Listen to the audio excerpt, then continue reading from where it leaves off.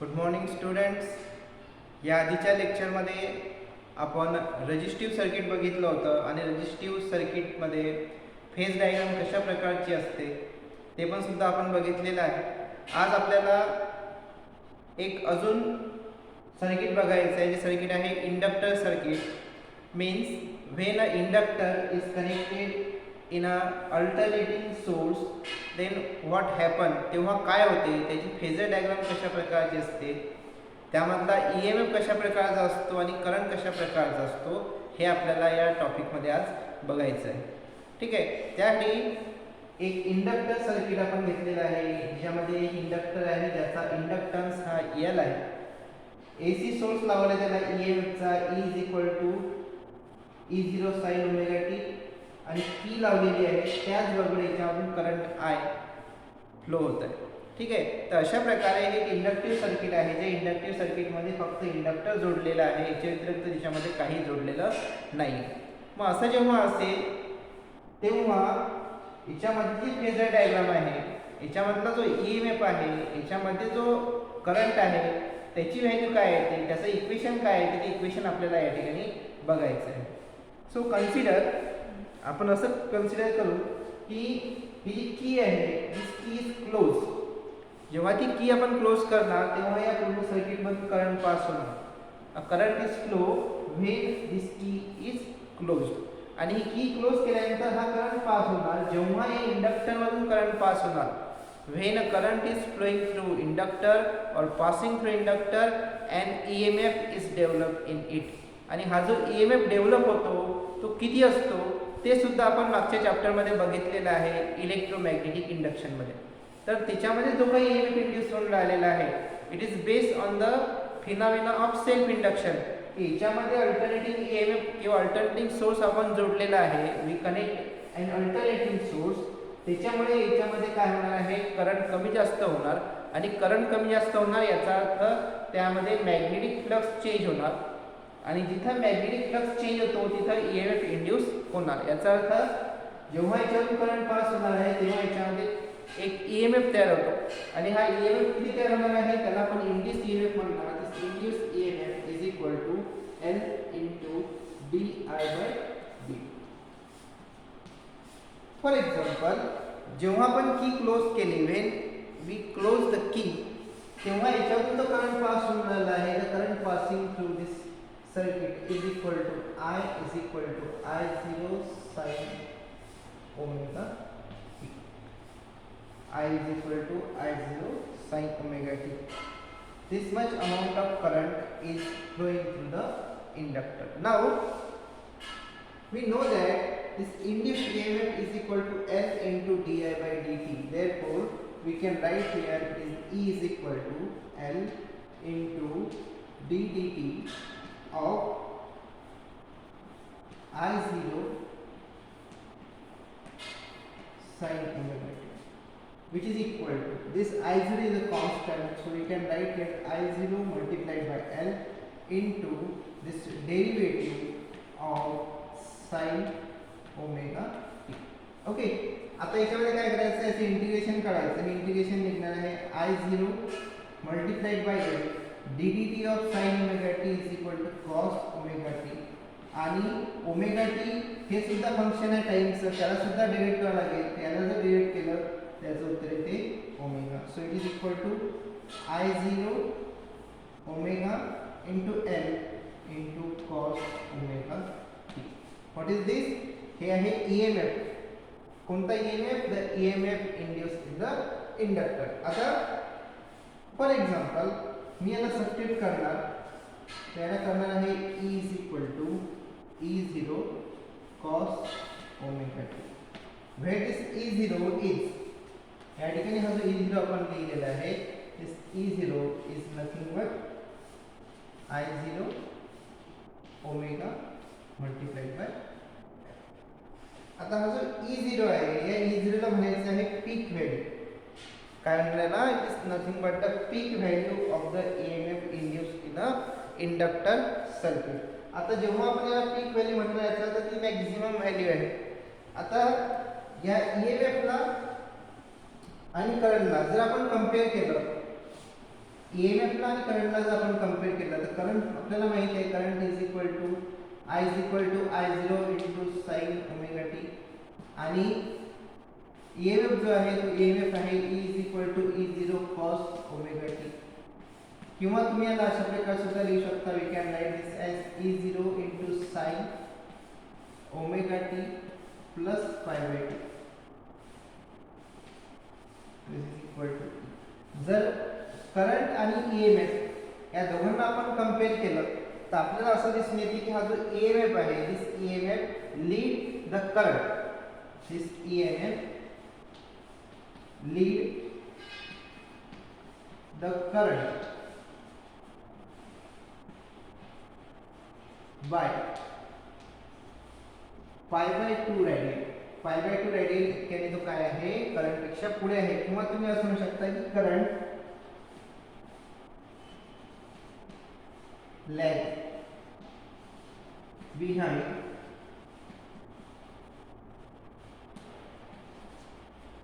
EMF by pi by 2 अशा प्रकारे तुम्ही लिहू शकता की EMF lead the current by pi by 2 किंवा तुम्ही अशा प्रकारे लिहू शकता current lags behind the EMF by pi by 2 radian अशा प्रकारे तुम्ही याला डिनोट करू शकता आता याचा जो ग्राफ आहे दोघांचा ईएमएफ आणि करंट हा जो दोन्ही ग्राफ आहे ते दोन्ही ग्राफ आपण अशा प्रकारे रिप्रेझेंट करू शकतो बघा बुक मध्ये थोडं वेगळ्या प्रकारे दाखवलेलं आहे आपण त्याला थोडं वेगळ्या प्रकारे एक्सप्लेन करून सांगू हे बघा हे आहे ओमेगा टी आता याच्यामध्ये आपल्याला ईएमएफ पण दाखवायचं आहे आणि करंट पण दाखवायचं नेहमी लक्षात ठेवायचं की ईएमएफचा जो ग्राफ आहे तो ग्राफ उंच पाहिजे कारण की ईएमएफची व्हॅल्यू जास्त असते त्याच्यामुळे तो ग्राफ जास्त पाहिजे आपल्याला पण ईएमएफ कशा प्रकारचं फंक्शन आहे ईएमएफ हा कॉस ओमेगा टी म्हणजे कॉसचं फंक्शन आहे आणि जेव्हा ते कॉसचं फंक्शन असणार तेव्हा ते कॉसचं फंक्शन हे अशा प्रकारे तयार झालेलं असतं ओके तर इथं येणार आहे तुमचा येणार आहे E0 नंतर इथं जो येणार आहे खालच्या साईडला हा येणार आहे मायनस E0 ओके आता हा जो अँगल आहे हा अँगल आहे पाय बाय 2 चा हा अँगल आहे पाय चा आणि हा जो अँगल आहे हा 3 पाय बाय 2 आणि हा जो अँगल या ठिकाणी येऊन राहिला आहे हा आहे 2 चा तर अशा प्रकारे आपण हा ग्राफ रिप्रेझेंट करू शकतो हा ग्राफ आहे ईएमएफ चा नंतर करंटचा ग्राफ कसा रिप्रेझेंट करायचा तर करंट साइनचं फंक्शन आहे आणि साइनचा जो ग्राफ असतो तो ग्राफ आपण अशा प्रकारे रिप्रेझेंट करू शकतो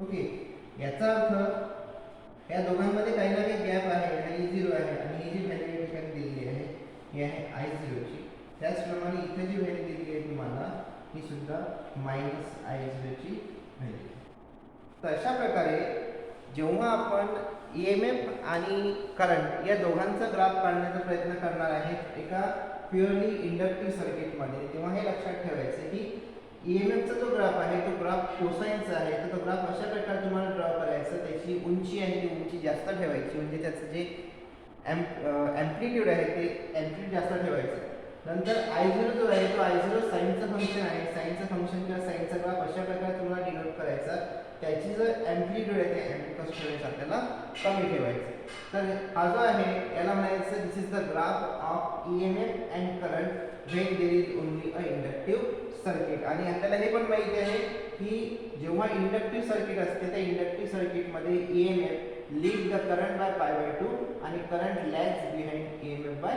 पाय बाय 2 हे आपल्याला माहिती पडलं पण आता याची फेजर डायग्राम जर आपल्याला काढायची आहे what is phasor diagram is rotating vector काय असतो फेजर डायग्राम ही एक रोटेटिंग वेक्टर आहे जी अशी क्वांटिटी डिनोट करते किंवा रिप्रेझेंट करते जी क्वांटिटी टाइम सोबत चेंज होते वेळेसोबत चेंज होत राहते तर अशा प्रकारचंच आपल्याला फेजर डायग्राम या बाबतीमध्ये सुद्धा काढायचं आहे मग याची फेजर डायग्राम कशा प्रकारे येणार आहे तर ती आपण या ठिकाणी काढून बघणार आहोत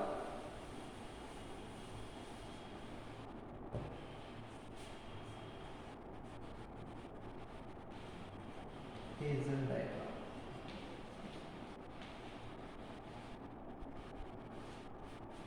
आता ही फेजर डायग्राम काढत असताना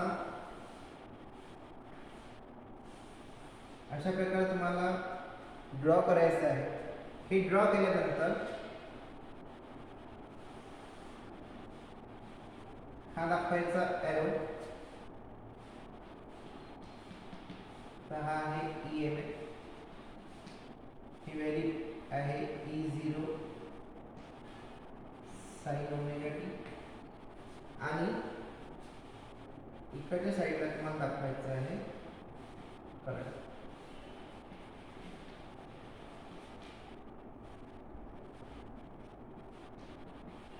तर हे जे आहे हे आहे I0 sin ओमेगा टी -π/2. आता ह्याचं का बरं लिहिलं आपण, कारण की आपल्याला माहिती आहे की जर E E0 sin omega T आहे आणि करंट हा त्या EMF पेक्षा π/2 न मागे आहे, तर आपण इथं काय करणार, या ओमेगा टी मधून π/2 मायनस करणार. याचा अर्थ या EMF पेक्षा हा जो करंट आहे हा करंट π/2 नी मागे आहे. तर हा जो या ठिकाणी अँगल आहे, या अँगलला म्हणायचं आहे ओमेगा टी, आणि हा जो अँगल पूर्ण या ठिकाणी आलेला आहे या अँगलला म्हणायचं आहे π/2. याचा अर्थ की या EMFच्या π/2 इतक्या मागे हा करंट फ्लो होऊन राहिलेला आहे. ह्याच्यावर फेज डिफरन्स आहे, तर फेज डिफरन्स हा π/2 इतका आहे. तर याला म्हणायचं आहे it is called as the phasor diagram of a inductive circuit. म्हणजे या सर्किटमध्ये जर इंडक्टर फक्त जोडलेला आहे, तर त्याची जी फेजर डायग्राम आहे ती फेजर डायग्राम आपण अशा प्रकारे रिप्रेझेंट करू शकतो. हे लक्षात घ्यायचं की याचं जे एम्प्लिट्यूड आहे ते तुम्हाला जास्त दाखवायचं आहे, आणि याचं जे एम्प्लिट्यूड आहे ते आपल्याला कमी दाखवायचं आहे. तर अशा प्रकारे तुम्ही हे रिप्रेझेंट करू शकता. आता हे जर तुम्ही केलं, अशा प्रकारची डायग्राम जर तुम्ही काढली, तर तुम्हाला इथं इकडच्या साईडला दाखवायचं आहे EMF, आणि खालच्या साईडला दाखवायचं आहे करंट म्हणजे I. आणि ही जी व्हॅल्यू आहे ही व्हॅल्यू I0 ची आहे, लक्षात घ्या. ही जर तुम्ही अशा प्रकारची व्हॅल्यू किंवा अशा प्रकारचा परपेंडिक्युलर ड्रॉ केला, तर ही I0 ची किंमत आणि ही जी आहे ही E0 ची किंमत आपल्याला मिळून जाते. तर अशा प्रकारे आपण बघितले की फेजर डायग्राम कशा प्रकारे असते. आता आपल्याला बघायचं आहे की इंडक्टिव्ह रिएक्टन्स म्हणजे काय. इंडक्टिव्ह रिएक्टन्स म्हणजे काय असते, तर ज्या प्रकारे एखाद्या सर्किटमध्ये आपण रेजिस्टन्स जोडला किंवा एखाद्या सर्किटमध्ये करंट फ्लो होऊन राहिला, त्या करंटला अपोज करण्याचं काम जे आहे ते रेजिस्टन्स करतो, त्याचप्रमाणे जर एखाद्या सर्किटमध्ये इंडक्टर जोडलेला असेल, when a inductor is connected in a circuit, त्याला जे काही अपोजिशन होऊन राहिला, त्या इंडक्टरमधून जो करंट फ्लो होऊन राहिला आहे त्याला जो विरोध करून राहिला आहे त्याला म्हणायचं आहे inductive reactance. The resistance offered by the inductor to the flow of current through it is called as the inductive reactance. ठीक आहे, किंवा करंटला फ्लो करण्यासाठी जो विरोध करतो त्याला आपण इंडक्टिव्ह रिएक्टन्स असं म्हणणार. इंडक्टिव्ह रिएक्टन्स कसा काढायचा, तर त्यासाठी आपल्याला इक्वेशन हे घ्यायचं होतं. आपण इक्वेशन घेतलं होतं या ठिकाणी. ते इक्वेशन अशा प्रकारचं होतं की E0 is equal to I0 omega multiplied by L. अशा प्रकारचं इक्वेशन आपलं आलं होतं. आता याच्यामध्ये बघा, जर मी असं लिहिलं आहे ना, E0 upon I0 is equal to omega multiplied by L. आता according to Ohm's law E is equal to IR असते. Therefore we can write this E upon I is equal to R. Means the ratio of EMF to the current shows the resistance in the circuit. In the same way, या ठिकाणी बघा तुम्ही, it is the ratio of EMF E0 upon I0 is equal to omega L. जर हा resistance आहे, it means हा पण resistance असायला पाहिजे. तर हा जो रेजिस्टन्स आहे, तो resistance offered by the inductor in the circuit. त्या सर्किटमध्ये इंडक्टर जो रेजिस्टन्स ऑफर करतो त्या रेजिस्टन्सला आपण इंडक्टिव्ह रिएक्टन्स असं म्हणतो.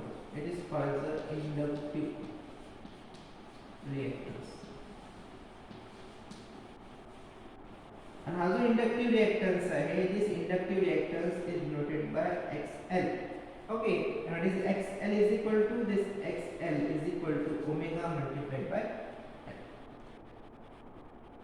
This omega is equal to, again we can write this XL is equal to 2 pi F into L. So on which factor on which quantity this inductive reactance is depend upon. This inductive reactance is depend upon the value of inductance as well as it depend upon the frequency. AC ची frequency किती आहे? 20 hertz आहे, 30 hertz आहे. त्या फ्रिक्वेन्सीवर सुद्धा हा inductive reactance depend राहतो. आता फ्रिक्वेन्सी कशाची राहणार आहे? फ्रिक्वेन्सी AC ची राहते, DC ची फ्रिक्वेन्सी राहत नाही. DC चा जो करंट असतो डायरेक्ट असतो, त्याला कोणत्या प्रकारची फ्रिक्वेन्सी नसते. मग जेव्हा आपण DC चा विचार करतो तर त्या DC चा विचार करत असताना आपण असं लिहू शकतो की त्याच्यामध्ये जी फ्रिक्वेन्सी असते ती फ्रिक्वेन्सी ही 0 असते. आणि जर ती फ्रिक्वेन्सी 0 आहे याचा अर्थ XL is also equal to 0. म्हणजे जो काही डायरेक्ट करंट आहे तर pure inductor offer 0 resistance to DC. DC मध्ये कोणत्याही प्रकारचा रेजिस्टन्स हा इंडक्टर ऑफर करत नाही. इंडक्टरचं काम DC मध्ये होत नाही. DC मध्ये फ्रिक्वेन्सी 0 राहते, याचा अर्थ त्याचा रेजिस्टन्स 0 राहतो. म्हणून DC मध्ये इंडक्टरचं किंवा इंडक्टिव्ह सर्किटचं काम आपल्याला पडत नाही. इंडक्टिव्ह सर्किट फक्त आपल्याला AC सर्किटमध्येच पाहायला मिळते. आणि आपण पाहिलं की फ्रिक्वेन्सी DC ची 0 आहे, याचा अर्थ F ची व्हॅल्यू जर आपण 0 टाकली तर तुम्हाला जो रिएक्टन्स आहे म्हणजे रेजिस्टन्स आहे तो रेजिस्टन्स कसा मिळून राहिला आहे? 0 मिळून राहिला. म्हणजे रेजिस्टन्स 0 आहे याचा अर्थ त्याच्यातून कोणत्याही प्रकारचा करंट हा किंवा करंटची व्हॅल्यू ही कमी होत नाही. जेवढी व्हॅल्यू आहे करंटची तेवढीच व्हॅल्यू त्याच्यामधून पास होत राहते. म्हणून DC मध्ये इंडक्टिव्ह सर्किट सहसा यूज करत नाही. ते सर्किट फक्त AC मध्ये आपण यूज करतो किंवा त्याला आपण फक्त AC सोर्स हा लावू शकतो. याला DC सोर्स लावून काही फायदा नाही. ओके, आता हे झालं DC मध्ये किंवा हा 0 रेजिस्टन्स DC ला अप्लाय करतो. म्हणजे DC ला कमी अजिबात करत नाही, जेवढी व्हॅल्यू तेवढी व्हॅल्यू राहू देतो. परंतु AC ला तो काय करतो की जास्त व्हॅल्यूच्या AC ला किंवा हाय फ्रिक्वेन्सीची AC असते, हाय फ्रिक्वेन्सीची AC सर्किट असते, ते AC सर्किटला ते काय करते? ब्लॉक करते. म्हणजे ब्लॉक करते याचा अर्थ करंट त्याच्यावरून पास होऊ देत नाही. म्हणजे जितकी जास्त फ्रिक्वेन्सी तितका त्याचा रिएक्टन्स जास्त, आणि जितका त्याचा रिएक्टन्स जास्त तितका त्यातून करंट जो फ्लो होणार आहे त्याची व्हॅल्यू कमी राहणार. याचा अर्थ तो काय करतो? त्याला ब्लॉक करतो. म्हणून इंडक्टिव्ह किंवा इंडक्टिव्ह सर्किट आहे. हे इंडक्टिव्ह सर्किट आपण स्मॉल फ्रिक्वेन्सीच्या किंवा कमी फ्रिक्वेन्सीच्या AC सर्किटमध्ये यूज करू शकतो. त्याला आपल्याला हाय फ्रिक्वेन्सीच्या AC सर्किटमध्ये यूज करता येणार नाही, किंवा DC मध्ये यूज करायचं असेल तर DC मध्ये त्याला यूज करून काही फायदा होत नाही. तर अशा प्रकारे आपण आज इंडक्टिव्ह सर्किट बघितलं. ज्या इंडक्टिव्ह सर्किटमध्ये आपण हे बघितलं की EMF किती असतो, EM ची व्हॅल्यू किती असते, करंटची व्हॅल्यू किती असते, त्याची फेजर डायग्राम कशा प्रकारचा आहे, त्याचा ग्राफ कशा प्रकारचा आहे, आणि इंडक्टिव्ह रिएक्टन्स म्हणजे काय असते हे सुद्धा आपण या ठिकाणी बघितलेलं आहे. तर अशा प्रकारे आजच्या लेक्चरमध्ये आपण इंडक्टिव्ह सर्किटबद्दलची माहिती आहे ती माहिती बघितलेली आहे. याच्या नंतरच्या भागामध्ये आपण जे कॅपॅसिटर सर्किट आहे ते कॅपॅसिटर सर्किटचा अभ्यास करणार आहोत. सो आजच्या दिवसापुरता वेळ पुरेसा आहे. This is enough for today. Have a good day. Bye.